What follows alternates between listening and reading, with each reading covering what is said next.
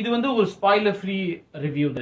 ஒரு ஃபீஸ்ட்னு சொல்லலாம், ஒரு விஷுவல் ஃபீஸ்ட்னு சொல்லலாம். உங்க பகுதியில் இருக்கிற மிகச்சிறந்த ஒளி அமைப்புடன் கூடிய ஆடியோ வீடியோ நல்லா இருக்கிற ஒரு தியேட்டர்ல எவ்வளவு பெரிய ஸ்கிரீன், ஒரு ஐமேக்ஸ் அல்லது ஒரு எபிக் அல்லது ஒரு பிஎல்எஃப் அல்லது இருக்கிறதுலே பெரிய ஸ்கிரீன், நல்ல ஒரு ஆடியோ சிஸ்டம் இருக்கிற தியேட்டர்ல போய் பார்த்தீங்கன்னா 2.5 மணி நேரம் கிட்டத்தட்ட ஸ்பேஸ்ல இருந்துட்டு வந்த மாதிரியே ஒரு உணர்வு உங்களுக்கு கண்டிப்பா இந்த திரைப்படம் கொடுக்கும். வணக்கம், பேரன்புடன் உங்கள் விஜயன். இன்னைக்கு வந்து நம்ம ப்ராஜெக்ட் ஹெயில் மேரி இந்த திரைப்படத்தை நம்ம தான் பார்க்க போறோம்.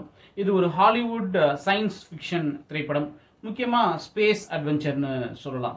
இன்னைக்கு திரையரங்கில் தமிழ் டப்பிங்கோட வெளியாகி இருக்கு. இது வந்து ஒரு ஸ்பாயிலர் ஃப்ரீ ரிவ்யூ தான். படத்தோட கதை என்ன அப்படின்னு உள்ள நம்ம போய் பார்க்கும்போது அது கொஞ்சம் ஸ்பாயிலர் ஆகிடுங்கிறதுனால நம்ம ஜஸ்ட் ஒன்லைனர் மட்டும் சொல்கிறேன். வழக்கமான ஒரு ஹாலிவுட் ஸ்பேஸ் அட்வென்ச்சர் படம் தான். அமெரிக்கா உட்பட உலகத்தின் மிகப்பெரிய நாடுகள் எல்லாமே சேர்ந்து ஒரு சயின்டிஸ்ட் குரூப் உருவாக்கி உலகம் வந்து அழிய போகுது சீக்கிரமாகவே. இதில் வந்து சூரியன் அழிய போகுது. அதனால நம்ம புதுசாக ஒரு உலகத்தை பிளானட்டை கண்டுபிடிக்கணும் அல்லது மனிதர்கள் இடம்பெயர்ந்து வாழக்கூடிய ஒரு இடத்த கண்டுபிடிக்கணும் அப்படிங்கிறதுல முன்னோக்கி போகும்போது அதை போய் கண்டுபிடிக்கிறதுக்காக ஒருத்தவரை அனுப்புவாங்க, ஒரு ஆஸ்ட்ரோனாட், ஒரு ஹீரோவை அனுப்புவாங்க. அவர் போய் அங்கே கண்டுபிடிக்கிறாரா இல்லையா அப்படிங்கிறதான் கதை. நம்ம நிறைய இன்டர்ஸ்டெல்லார் மாதிரியான திரைப்படங்கள்லாம் பார்த்துருக்கோம். இது வந்து இன்டர்ஸ்டெல்லார் கிட்டத்தட்ட பார்ட் 2 அப்படின்னு சொல்லலாம். ஏன்னா அந்த அளவுக்கான ஒரு பிரம்மாண்டமும் ஒரு மேக்கிங்கும் இருக்கு. இது வந்து முதல் டிஸ்க்ளைமர் வந்து வாய்ப்பு கிடைத்தால் ஐமேக்ஸில் பாருங்கள். இது ஐமேக்ஸ்க்காகவே உருவாக்கப்பட்ட ஒரு திரைப்படம். ஸோ வாய்ப்பு கிடைத்தால் ஐமேக்ஸில் பாருங்கள். அப்படி கிடைக்கலன்னா உங்கள் பகுதியில், நீங்கள் இருக்கிற ஊரில், நீங்கள் இருக்கிற ஏரியாவில் எது வந்து ஆடியோ வீடியோ ரெண்டுத்துலேயுமே பெஸ்ட்டான தியேட்டர் அப்படிங்கிறத தேடி கண்டுபிடிச்சி போய் பார்த்தீங்க அப்படின்னா உங்களுக்கு ஒரு மிகப்பெரிய ஒரு அனுபவமாக இருக்கும். இந்த படம் வந்து மோர் தேன் எனிதிங் எல்ஸ் ஒரு எக்ஸ்பீரியன்ஸ் அப்படின்னு சொல்லலாம். கிட்டத்தட்ட 2.5 மணி நேரம் ஓடக்கூடிய ஒரு திரைப்படம். முழுக்க 2.25 மணி நேரம் வந்து ஸ்பேஸ்லேயே தான் அவங்கள வச்சுருக்காங்க. இன்டர்ஸ்டெல்லார் எந்த அளவுக்கு உங்களுக்கு இம்பேக்ட் ஏற்படுத்திச்சோ, எந்த அளவுக்கு ஒரு தாக்கத்தை ஏற்படுத்திச்சோ, எவ்வளவு நீங்கள் விரும்புனீங்களோ கிட்டத்தட்ட இந்த படமும் அதே மாதிரியான ஒரு தாக்கத்தையும் ஒரு விருப்பத்தையும் உங்களுக்கு ஏற்படுத்தும். அந்த இன்ட்ரெஸ்டில் தாண்டி இதில் என்ன ஒரு விஷயம் இருக்குது அப்படின்னா, இது வந்து ஒரு பக்கா நம்ம ஊர் மசாலா திரைப்படம். நம்ம ஹீரோ இன்னொரு கிரகத்தை தேடி வேற வாழ்விடத்தை தேடி போறாருல்ல, அங்கே வந்து அதே மாதிரி வேற ஒரு கிரகத்துல இருந்து நமக்கு அவங்க ஏலியன், அவங்களுக்கு நம்ம ஏலியன், அந்த மாதிரி ஒரு ஏலியன் இன்னொரு ஸ்பேஸ்ஷிப் வருது இன்னொரு கிரகத்தை தேடி. இந்த ஹீரோவும் அந்த ஏலியனும், அந்த ஏலியனுக்கு நம்ம ஹீரோ ஏலியன், நம்ம ஹீரோவுக்கு அந்த ஏலியன், அவங்க 2 பேரும் மீட் பண்ணி அவங்களுக்குள்ளார உருவாகிற பாண்டு. நம்ம டெடி படத்தில் ஒரு டெடியோட ஒரு கனெக்ஷன் வரும்ல, அந்த மாதிரி அவங்களுக்குள்ளார உருவாகிற ஒரு பாண்டு.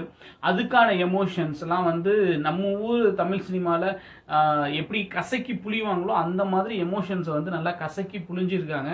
அது ரொம்பவே கனெக்ட் ஆகுது. அந்த ஏலியனுக்கு வந்து முகம் கிடையாது, பட் அது பேசுறது நம்மளால புரிஞ்சுக்க முடியுது. முகம் இல்லாத ஏலியன் ரியாக்ட் பண்ணுறதை நம்மளால புரிஞ்சிக்க முடியுது. நமக்கு டக்குன்னு கனெக்ட் ஆகிடுது. அதுக்கு முகமே இல்லை, ஆனால் அது ஒரு உணர்வை வெளிப்படுத்துது. அதுக்கு 5 கை இருக்குது. 5 கையோட கிட்டத்தட்ட ஆக்டோபஸ் மாதிரி 5 கைகளோட இருக்குது. முகம் இல்லாமையே அது ரியாக்ட் பண்ணுறத, அது என்ன ரியாக்ட் பண்ணுது அப்படிங்கிறத ஹீரோவா மட்டும் இல்லை நம்மளாலையும் புரிஞ்சுக்க முடியுது. அந்த மாதிரியாக ஒரு டிசைன் பண்ணியிருக்குல்ல. இது வந்து 2021 இதே பேரில் வெளியான ஒரு நாவலை தழுவி எடுக்கப்பட்ட ஒரு படம். நான் எப்போதுமே சொல்கிற மாதிரி நாவலை தழுவி, ஏற்கனவே எழுதின நாவலை தழுவி எடுக்கப்படுற திரைப்படங்கள், அது எந்த ஜானராக இருந்தாலும், பீரியட் ஃபில்மாக இருந்தாலும் சரி, அல்லது ஃபியூச்சரிஸ்டிக் சயின்ஸ் ஃபிக்ஷன் ஃபில்மாக இருந்தாலும் சரி, அது வந்து வேற ஒரு வடிவத்தை பெறும். ஏன்னா அவங்க ஒரு படத்தை எடுக்கணும்னு முடிவு பண்ணதுக்கப்புறம் அந்த இயக்குநர்கள் வந்து நிறைய படிக்கிறாங்க. அவங்க படித்ததுலேயே அவங்களுக்கு ரொம்ப பிடிச்சி, அவங்களுக்கு எது ரொம்ப கனெக்ட் ஆகியிருக்கு அப்படிங்கிறத அவங்க பார்த்து, கனெக்ட் ஆகியிருக்குங்கிறத ஆகுதோ அதில் தான் அவங்க அடுத்து கட்டத்துக்கு போகிறாங்க. இதை படமாக எடுக்கலாம் அப்படின்னு அதுக்கான ஸ்க்ரீன் ப்ளே எழுதி எடுக்க ஆரம்பிக்கிறாங்க. அப்படிங்கும் போது ஃபர்ஸ்ட்லேயே வந்து அந்த டைரக்டர்ஸ்க்கு வந்து ஒரு கனெக்ஷன் ஏற்படும். அந்த கனெக்ஷனை நம்ம ரசிகர்களுக்கும் ஸ்க்ரீனில் பார்க்குறவங்களுக்கு கொண்டு போய் சேர்க்கணும்னு அவங்க படுற பிரயத்தனம் வந்து அது ஸ்க்ரீனில் வேறு மாதிரியான வெளிப்பாடை ஏற்படுத்தும். ஸோ இது அந்த வகையில் ஒரு ஃபீஸ்ட்னு சொல்லலாம், ஒரு விஷுவல் ஃபீஸ்ட்னு சொல்லலாம். நான் சொன்ன மாதிரி உங்கள் பகுதியில் இருக்கிற மிகச்சிறந்த ஒளி அமைப்புடன் கூடிய ஆடியோ வீடியோ நல்லா இருக்கிற ஒரு தியேட்டரில் எவ்வளோ பெரிய ஸ்க்ரீன், ஒரு ஐமேக்ஸ் அல்லது ஒரு எபிக் அல்லது ஒரு பிஎல்எஃப் அல்லது இருக்கிறதுலே பெரிய ஸ்க்ரீன் நல்ல ஒரு ஆடியோ சிஸ்டம் இருக்கிற தேட்டரில் போய் பார்த்தீங்கன்னா 2.5 மணி நேரம் கிட்டத்தட்ட ஸ்பேஸில் இருந்துட்டு வந்த மாதிரி ஒரு உணர்வு உங்களுக்கு கண்டிப்பாக இந்த திரைப்படம் கொடுக்கும் அப்படிங்கிறது மறுக்க முடியாத உண்மை. தாராளமாக தேட்டரில் போய் பார்க்கலாம். இந்த வருஷம் பிடிச்சி லைக் பண்ணுங்கள், ஷேர் பண்ணுங்கள், கமெண்ட் பண்ணுங்கள், நம்ம சேனலை சப்ஸ்கிரைப் பண்ணுங்கள். அன்பை பகிர்வோம்.